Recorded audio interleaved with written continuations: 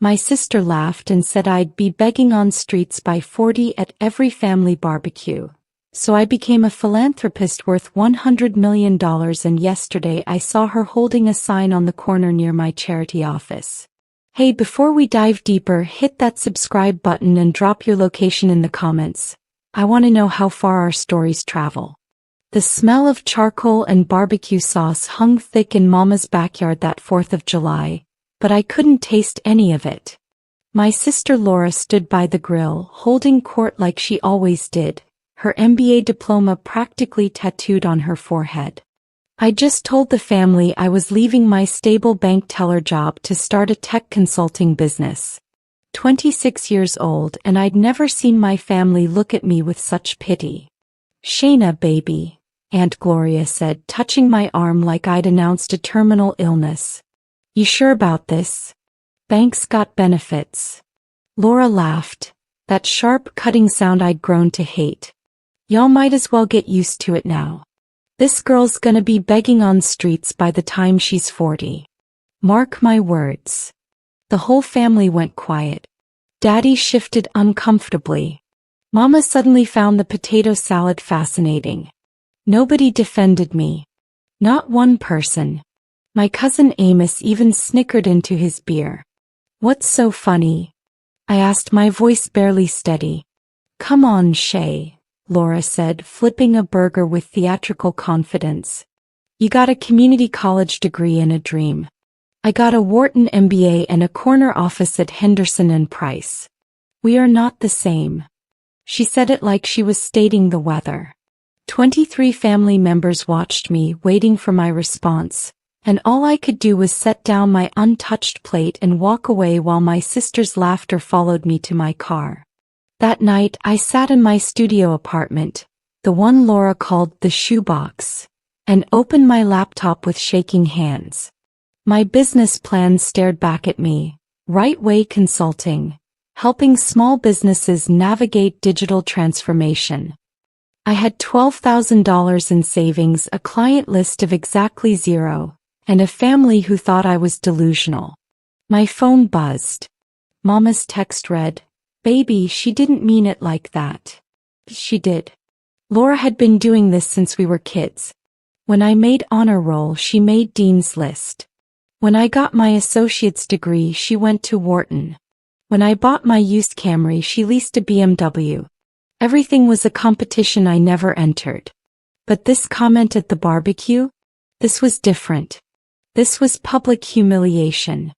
The next morning, I drove to every small business in South Philadelphia I could find. Barber shops, beauty salons, corner stores, family restaurants. "Do you have a website? Do you take online orders? Can people book appointments digitally?" Most didn't. By sunset, I had 3 clients willing to pay $500 each for basic websites. It wasn't much, but it was something. Over the next 6 months, Laura's words became my fuel. Every family gathering, she'd ask loudly, "How's that little hobby going?" while sipping wine that cost more than my weekly grocery budget. "Still got that tiny apartment?" she'd add, her eyes gleaming. Mama would change the subject. Daddy would turn up the TV. And I'd sit there, silent, building my empire one small business at a time. Amos showed up at my apartment on a random Tuesday evening in March, holding 2 bags of Chinese takeout.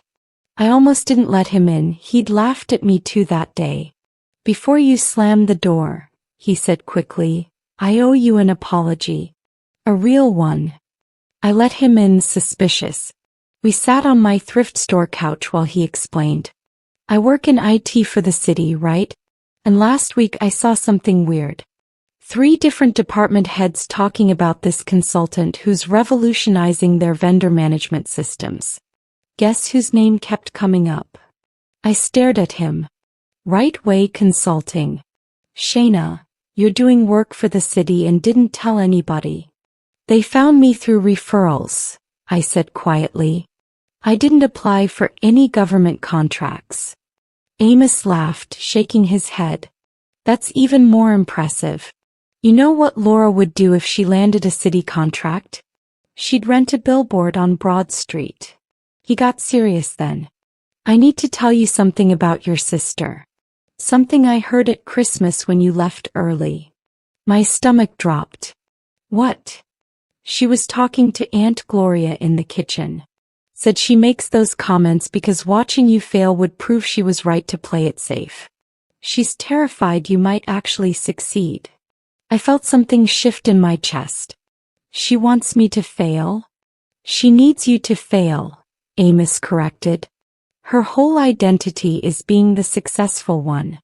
If you make it, what does that make her? That conversation planted a seed that would grow into something dangerous. 9 months after that barbecue, I walked into a conference room at Blackwell Industries, a manufacturing company doing $50 million annually in revenue. Their CEO, Mr. Gerald Blackwell, was 63, white-haired and intimidating as hell. Ms. Wright, I'll be honest. We've worked with McKinsey, Deloitte, all the big names. Why should I hire a one-woman operation? I didn't flinch. Because those firms bill you $300 an hour for fresh MBA graduates to implement cookie-cutter solutions. I bill half that and actually understand small to mid-size operations. I've optimized systems for 37 businesses in the last year. Not one has left for a competitor. He studied me for a long moment. What's your average ROI improvement? 43% within 6 months. His eyebrows rose. Prove it. I spent the next hour walking him through case studies showing real numbers, real testimonials. When I finished, he leaned back and smiled. My daughter runs a nonprofit. She needs someone like you. But first, let's see what you can do for us. 3-month trial. $25,000. I nearly fell out of my chair. My biggest contract before this was $8,000. I'll have a proposal by Friday, I managed. I want it by Wednesday, he countered. And Ms. Wright? Don't make me regret taking a chance on you. I didn't. 6 weeks later, I'd streamlined their supply chain so efficiently they saved $200,000 in the first quarter. Mr. Blackwell called me into his office on a Thursday afternoon. How would you feel about an expansion project? $50,000. And I'm introducing you to 4 other CEOs. That's when everything changed. Thanksgiving 2019. Laura arrived at Mama's house in her BMW, wearing a designer dress I recognized from Instagram. I pulled up in my same Camry, carrying sweet potato pie I'd stayed up until 2 a.m. making. Still driving that hoop tie? Laura called out loud enough for the neighbors. I ignored her, but my jaw tightened. Inside, the interrogation began immediately. Uncle Jerome cornered me by the collard greens. Shayna, when you gonna get a real job? You can't consult forever. Before I could answer, Laura swept in. Uncle Jay, don't pressure her. Some people are late bloomers. Very late. She emphasized those last words while adjusting her Cartier bracelet. Aunt Gloria chimed in. Laura just made senior manager. Youngest in her department's history. That's wonderful, I said flatly. Mama shot me a warning look that said, be nice. All through dinner it continued. Laura's accomplishments announced like breaking news, my silence interpreted as failure.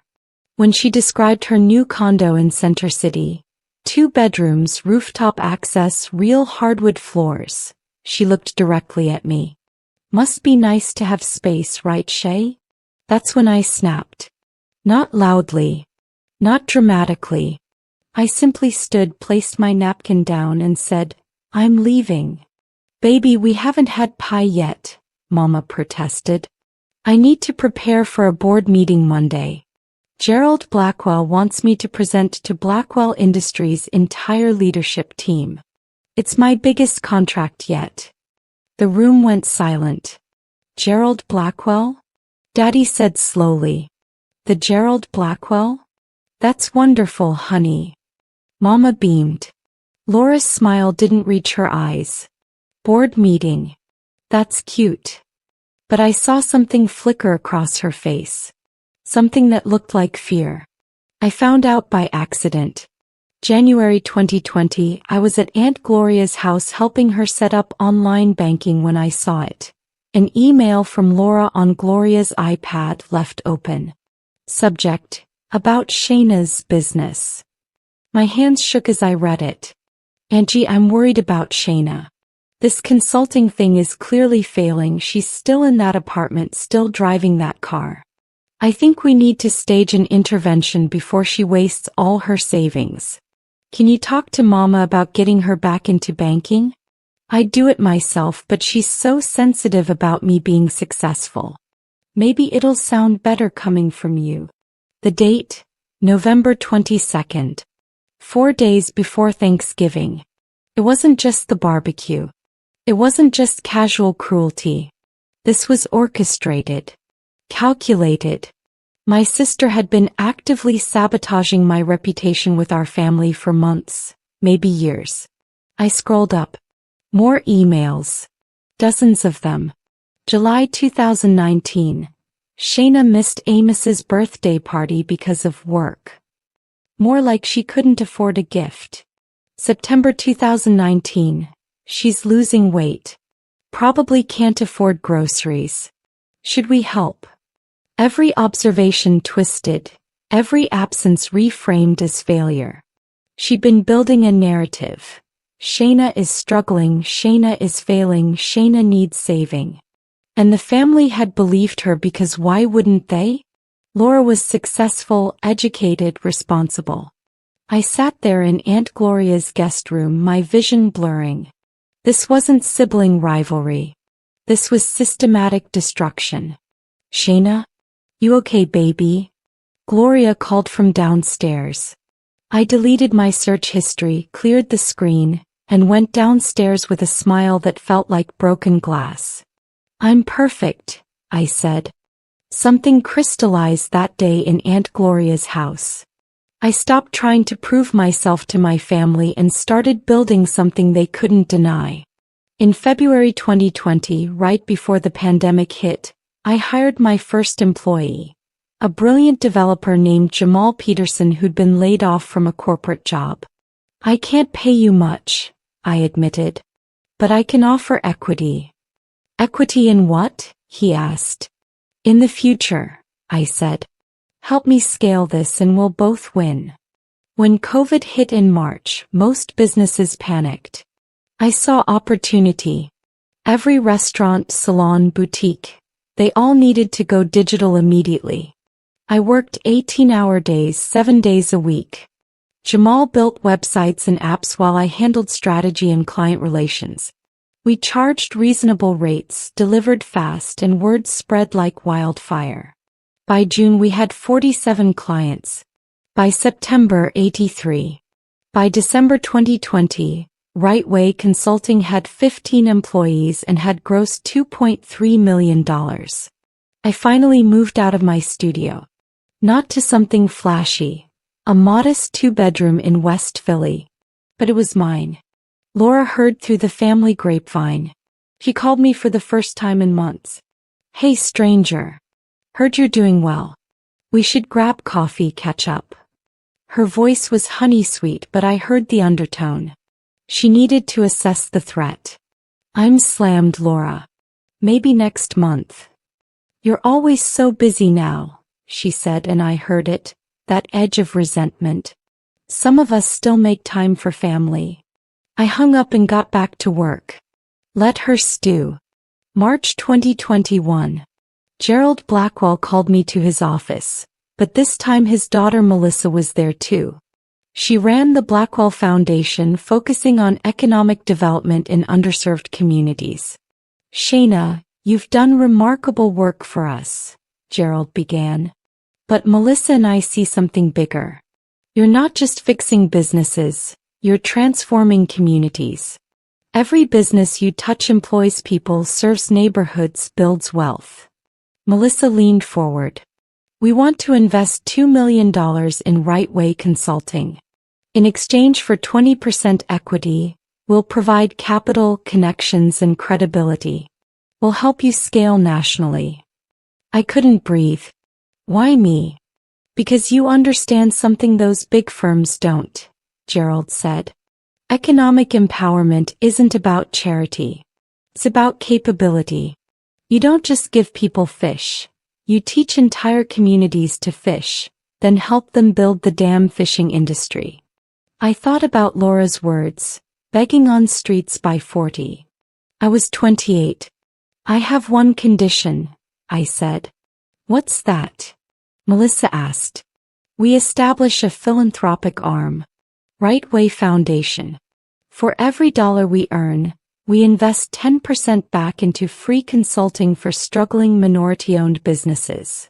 Gerald smiled. Done. I'll have my lawyers draft papers. When I left that building, I sat in my car, a new Honda Accord, nothing flashy, and cried.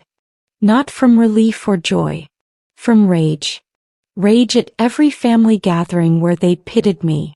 Rage at Laura's systematic cruelty.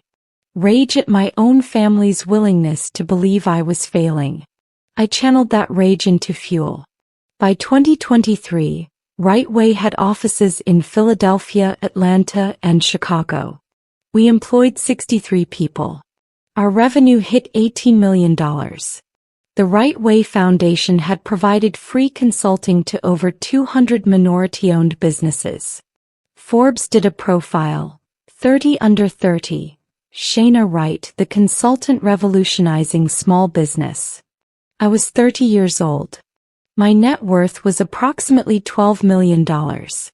And I hadn't been to a family gathering in 2 years. Mama called weekly. Baby, when you coming by? Everybody asks about you. I'm traveling, Mama. Work. You work too much. Laura says. I cut her off. I don't care what Laura says. Silence. Then quietly, she's your sister, Shayna. Is she? I asked. Because sisters support each other. Sisters don't spend years trying to destroy each other's reputation. What are you talking about? But I could hear in her voice that she knew. On some level she'd always known. That summer Amos called. Yo, you need to know something. Laura got laid off. My heart skipped. What? Henderson and Price did layoffs. She's been out of work for 3 months. She's not telling the family, still pretending everything's fine. But she's drowning. Lost the condo. Had to move back with Mama. I should have felt vindication. That I felt nothing. Just a hollow space where anger used to be. Thanks for telling me, I said. You gonna do anything? Like what? I don't know. Help her. I laughed bitterly. She spent years praying I'd fail. Now she wants help. October 2024. I was in our Philadelphia office reviewing expansion plans when my assistant Kira knocked. Someone's here to see you. No appointment. Says she's your sister. My blood turned to ice. Send her in. Laura walked into my office and I barely recognized her. The designer clothes were gone, replaced by jeans and a Target sweater. Her hair, usually immaculate, was pulled back in a simple ponytail. She'd lost weight. Not the good kind. Nice office, she said, looking around at the exposed brick, the modern furniture, the city view. Thanks. I didn't stand. Didn't offer her a seat. We stared at each other. Finally she spoke. I need a job. Excuse me.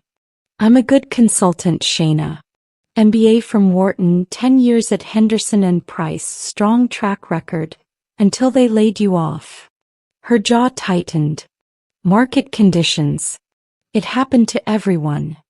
Did everyone spend a decade humiliating their sister? The words hung between us like poison. Laura's eyes filled with tears. I was wrong. I was wrong about everything. I thought. She stopped, swallowed hard. I thought if you succeeded it meant I wasn't special anymore. I built my whole identity on being the smart one, the successful one. And when you started actually making it, you tried to destroy me, I finished.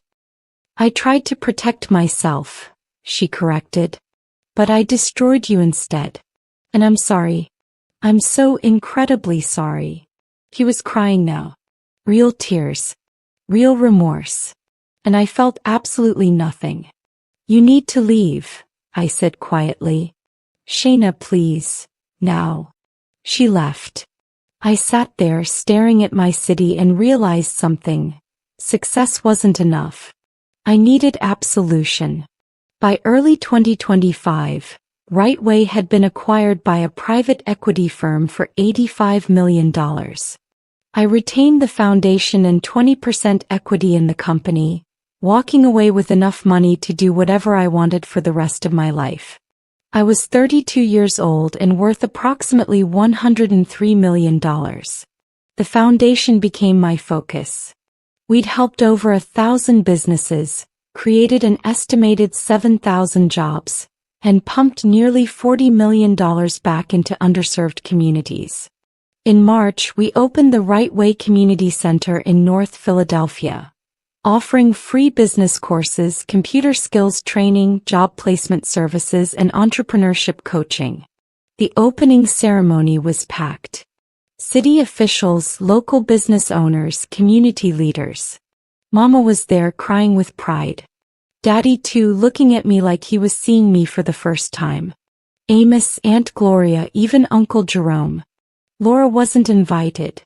During my speech, I told the truth. 5 years ago, someone told me I'd be begging on streets by the time I was 40. That cruelty became my fuel. Every business we help, every job we create, every family we empower, it's proof that your circumstances don't define you. Your determination does. The crowd erupted in applause. Afterward, Mama hugged me tight. I'm so proud of you, baby. And I'm so sorry. For what? For not defending you. For letting Laura. I knew what she was doing and I told myself it was just sibling rivalry. But it wasn't. It was cruel. And I should have stopped it. I held her while she cried. Forgiveness felt like exhaling after holding my breath for years. Yesterday morning, I was driving to the foundation office on Market Street when I saw her. Corner of 15th and Market. Rush hour traffic. Cold April rain. Or holding a cardboard sign. Unemployed MBA. Anything helps. God bless. I nearly crashed my car. For a moment I just sat there at the red light staring. She looked worse than she had in my office 6 months ago. Thinner. Older. Defeated. The light turned green. Someone honked. I pulled over 2 blocks away, hands shaking on the steering wheel. My sister, the woman who'd spent years predicting my homelessness, was actually on the streets. The irony was so sharp it could draw blood. I sat there for 20 minutes, warring with myself. Part of me, the part that remembered every humiliation, every cruel comment, every orchestrated attack, wanted to drive past. To let karma finish what it started. But another part, the part that Mama raised, the part that built a foundation on empowerment rather than revenge, couldn't do it. I pulled out my phone and called Amos. I need you to do something for me. An hour later, Amos approached Laura on that corner. I watched from my car as he handed her an envelope. Inside, a check for $50,000 and a note. This isn't charity. It's a loan. Pay it back when you can.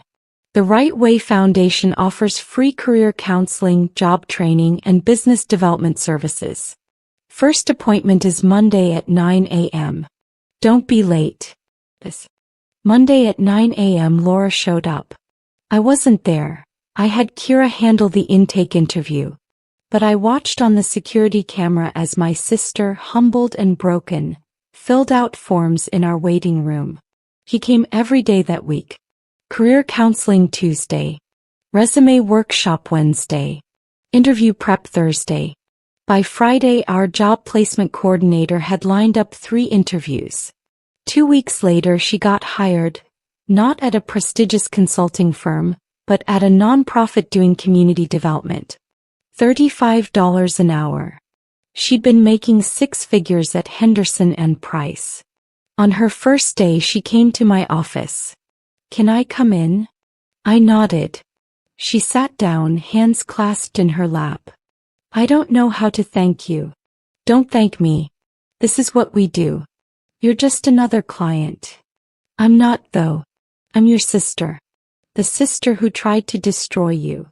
I leaned back in my chair. "Why'd you do it, Laura?" "Really?" She was quiet for a long time.